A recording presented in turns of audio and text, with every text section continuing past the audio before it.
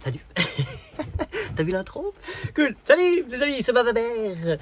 Je viens de parler du camping-car, de van life, de ce que j'adore dans la vie en camping-car. Donc, si tu savais pas, je vis dans un camping-car. Enfin, une partie de mon année, de chaque année, de ma vie, j'ai un camping-car à disposition que j'ai à moi, que j'utilise. Donc, je vis dedans. Quand je voyage avec mon camping-car, je vis dedans plein temps. On vit en famille.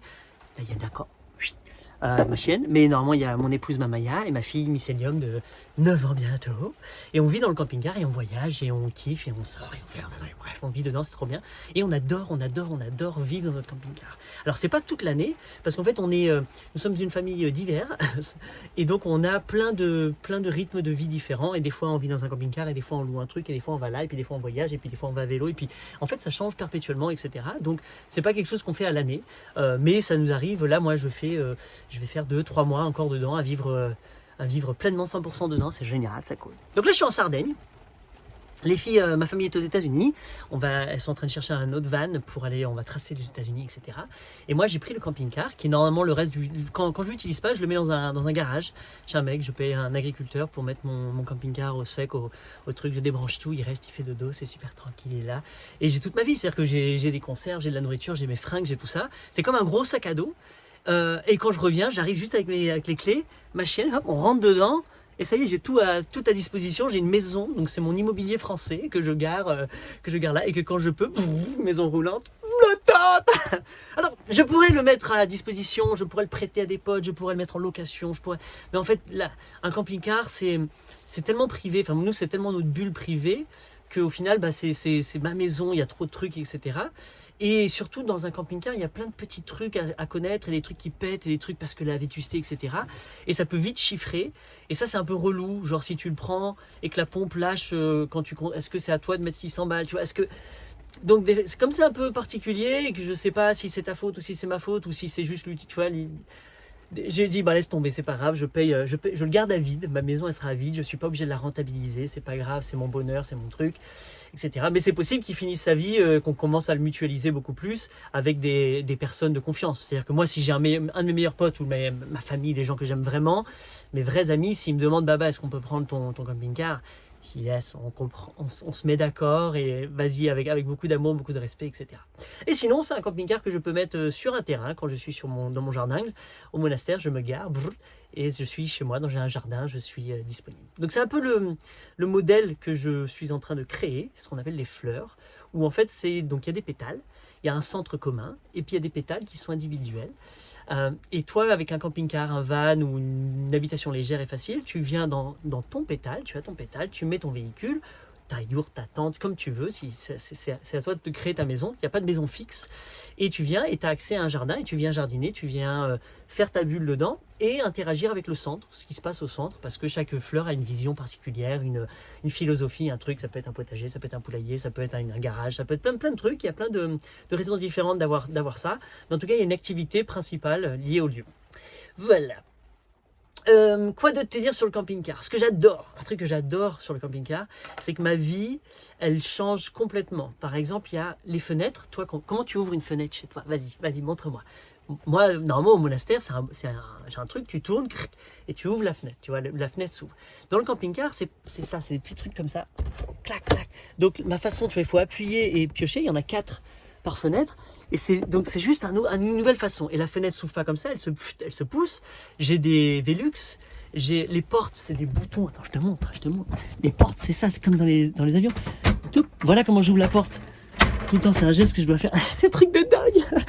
Enfin bref, il y a plein de choses comme ça qui, parce que c'est ma maison, que je fais vraiment différemment que dans une maison classique. Donc c'est ça que j'adore aussi, c'est que passer du temps, quand je rentre dans un domaine, dans une de mes maisons, dans un de mes environnements, ben, tout change pour moi.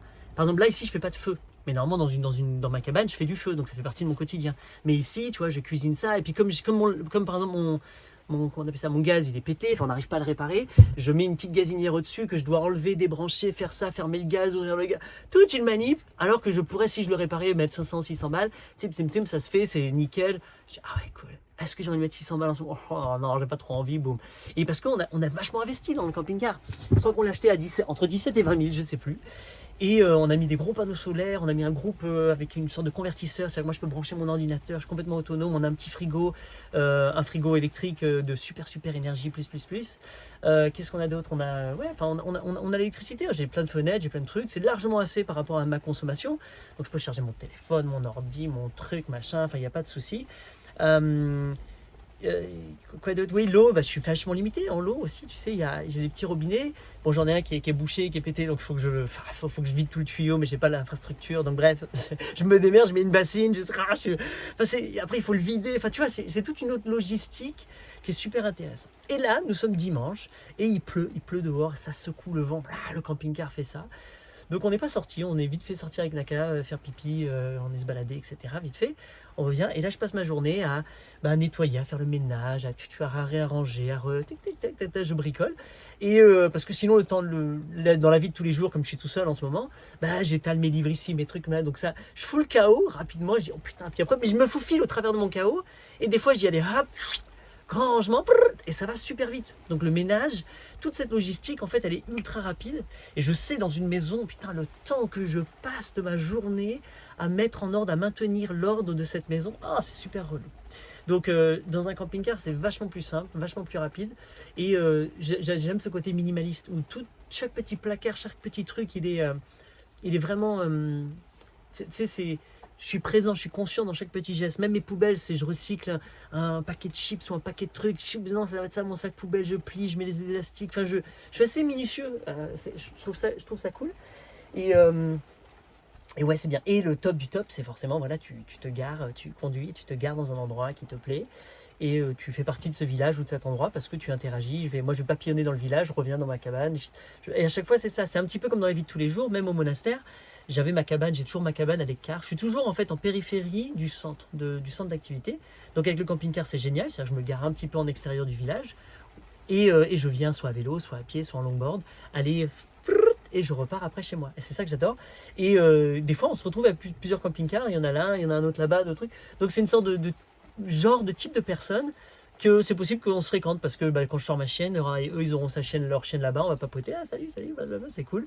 C'est pas tout le temps, des fois les gens se garent autour, on passe des semaines sans parler à personne, c'est pas une nécessité, mais à chaque fois qu'on parle avec des gens, c'est toujours super kiffant, et puis des fois on passe vraiment des super bonnes soirées, et puis des fois on s'est suivi une fois, tiens, viens, on se suit, on se fait 2-3 jours comme ça ensemble, tu vois, donc t'as cette diversité aussi que j'aime beaucoup dans le camping-car, c'est que ça change perpétuellement, c'est tout le temps une sorte de nouveauté, un nouveau truc. Et même là, si ça fait, 15 jours que je suis dans ce village, là, à Calagonone, en Sardaigne, je fais de l'escalade, je jardine, je m'amuse, je kiffe, etc. Mais tous les soirs, je suis dans une zone, je change le camping-car, il bouge, il va là-bas, des fois, donc ça me fait des nouvelles vues, des nouveaux trucs, mais je reste dans une zone et j'ai une sorte de dynamique que je fais, que je reproduis, c'est une petite routine que j'adore, je kiffe, c'est super kiffant. Et là, je devais partir aujourd'hui, et puis il a fait ce temps, et puis j'ai dit non, tiens, j'ai la liberté, tu vois, de faire ce que je veux, quand je veux, où je veux, c'est trop bien. Surtout quand t'as internet. Quand t'as internet maintenant avec le téléphone, boum, tu l'as là. Sinon, j'adore aller dans les cafés. Moi, c'est mon truc, je me fous dans un café et j'adore me connecter à internet et passer du temps. C'est mes bureaux, quoi. C'est mes temps de bureau et j'adore être créatif et c'est cool. Mais des fois, je le fais ici aussi. Là, c'est mon bureau, j'ai tout mon travail, j'ai tout mon truc, je passe du temps. Enfin voilà, bref, je trouve ça ultra kiffant. Et je pense que économiquement ça fait du sens aussi parce que si tu vas l'acheter ton camping-car ou ton van, encore une fois, hein, c'est à toi de choisir ta taille. Mais une fois que tu l'as, c'est ton immobilier, c'est ta première maison. C'est-à-dire que tu peux te payer une maison à 3000 balles. Oui, techniquement, c'est une maison. Voilà, tu as ton domicile. Tu peux mettre vachement plus, il n'y a pas de souci, mais ça fait, c'est ton premier truc immobilier. Même ta voiture, c'est ton immobilier. Donc on te dit que tout le temps c'est un véhicule à te déplacer, mais non, tu peux en faire ta maison. Tu peux officiellement dire c'est ma baraque. Donc voilà, et aller vivre sans loyer, à droite à gauche, etc. Pareil, j'ai pas de douche ici, parce que c'est la galère, j'ai mis les toilettes sèches. Donc il faut que je me douche ailleurs, que je me démerde, mais j'adore, je vais à la piscine, des fois je me mets au tuyau dehors, sous une source. Non, je me lave pas tous les jours. De toute façon, même si j'avais une maison, je me lave pas tous les jours. De toute façon, ça m'arrive de puer un peu avec l'escalade, tout. Tu dis, là, c'était le moment. Donc, quand on a un océan à côté et que je frôle l'océan, c'est le top parce que je vais me jeter dans l'océan.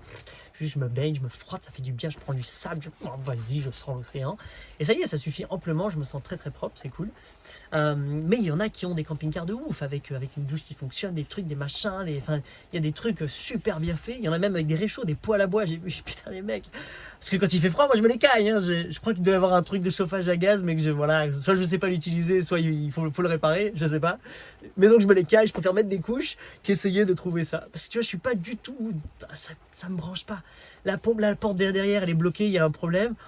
J'y touche pas, je me fais chier à passer par la porte de devant tout le temps parce que je suis pas un bricoleur, c'est pas mon truc, moi je suis un jardinier, j'aime être dehors, j'aime jouer, j'aime écrire, j'aime faire ça.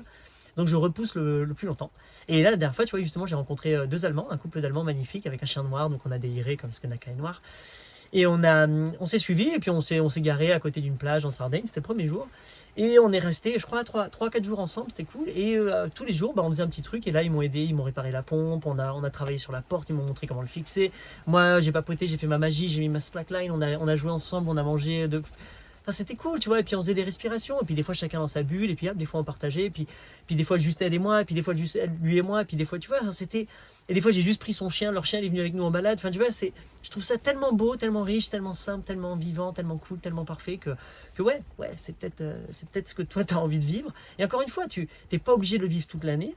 Ça peut être un investissement sur long terme. Ton van, à chaque fois, ou ton truc, il peut tout le temps rester dans un garage. Tu payes une petite location. Il est sain, il est propre, tu l'entretiens, tu fais la mécanique. Nous, on a mis beaucoup de thunes, je t'ai dit, pour bien le mettre.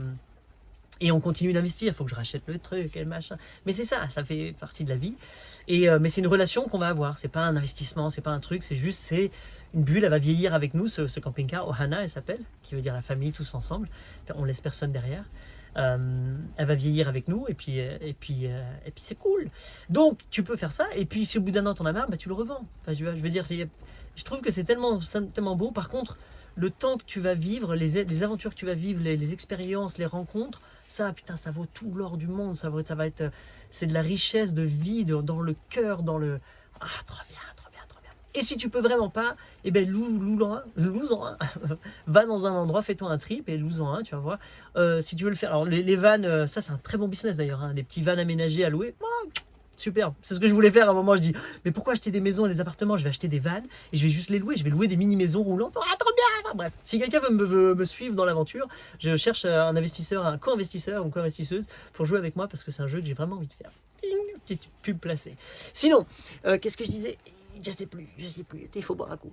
Je disais, oui, que tu peux le revendre, oui, donc tu peux faire l'immobilier, tu peux le revendre si tu avais envie, que les expériences sont richissimes, que quoi, je sais pas, enfin bref, après tu peux effectivement juste, par exemple, si tu as une maison, tu peux le garer, le parquer chez toi et le louer comme une sorte de Airbnb, ça se loue très très bien sur Airbnb, quand tu as des amis qui viennent, ils peuvent l'utiliser, enfin tu vois, il y a une façon de vous l'acheter à plusieurs, enfin... Bref, il y a toutes les bonnes raisons de le faire, de le vivre. Et tu peux avoir très petit, tu peux avoir un petit partenaire, un petit fourgon. Enfin, il y a des Allemands, là, ils ont des vannes, ils ont des monstres, c'est des camions, des gros camions. Il y a des bus, enfin, chacun le vit comme vous voulez. Il y a les Gaulois, tu dois connaître sur YouTube. Regarde les Gaulois sur YouTube. Les Gaulois, bus, Obélix, tu mets, et puis tu vas trouver. C'est une très belle famille qui a vendu leur maison, leur ferme. Ils se sont mis dans un grand bus et ils voyagent et ils rencontrent plein de gens, ils kiffent et c'est magnifique. Et il y a plein de gens comme ça sur la route, des très belles personnes, des gens juste qui vivent comme ça et puis des gens qui en font tout un projet artistique, créatif sur Instagram avec des films et de l'aventure. Et c'est trop bien et ça, tu rencontres tous ces gens. Trop cool. Donc voilà, et écoute, bon van à toi. J'espère que bon vent à toi. Et j'espère te croiser sur la route en van, en camping-car ou comme tu veux. Voilà, très belle journée. Ciao, merci. Je te propose 2 vidéos là que tu as ici juste devant toi. Tu peux choisir. Il y en a. Si je te les suggère, c'est que je me dis tiens, peut-être que ça te ferait plaisir. C'est intéressant, c'est en rapport avec cette vidéo. Merci pour tout. À très bientôt. Abonne-toi, mets un like et puis ciao.